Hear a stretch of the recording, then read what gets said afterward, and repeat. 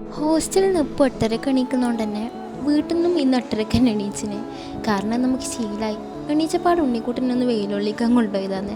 അതിനുശേഷം ചായ കുടിച്ചു. ചായക്ക് ഇന്ന് എന്താണെന്ന് വെച്ചാൽ അവിലും കടലക്കറിയായിരുന്നു. കുറച്ച് കഴിയുമ്പോൾ നമ്മൾ അസ്നാറിച്ച് വന്നിട്ട് മീൻ തന്നിട്ടാ. പിന്നെ ഇന്ന് സംക്രമമായതുകൊണ്ട് തന്നെ അമ്മ ഫുള്ള് വൃത്തിയാക്കാൻ പറഞ്ഞിനി. ഇതായിരുന്നു എൻ്റെ റൂമിൻ്റെ അവസ്ഥ.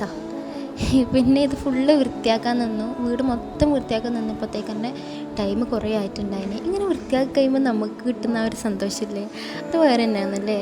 അങ്ങനെ ഫുള്ള് ഞാൻ വൃത്തിയാക്കി. അതിന് ശേഷം ഞാൻ ഉണ്ണിക്കുട്ടൻ്റെ കൂടെ കാർട്ടൂൺ കാണാനിരുന്നു കേട്ടോ.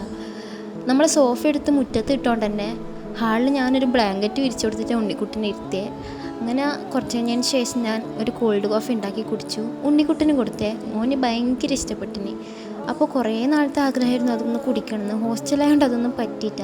അങ്ങനെ ഉച്ചയ്ക്ക് ഫുഡ് കഴിച്ചു. ഫുഡിന് പപ്പടും മീൻ വറുത്തതും പിന്നെ മീൻ കറിയും പിന്നെ അച്ചാറായിരുന്നേ.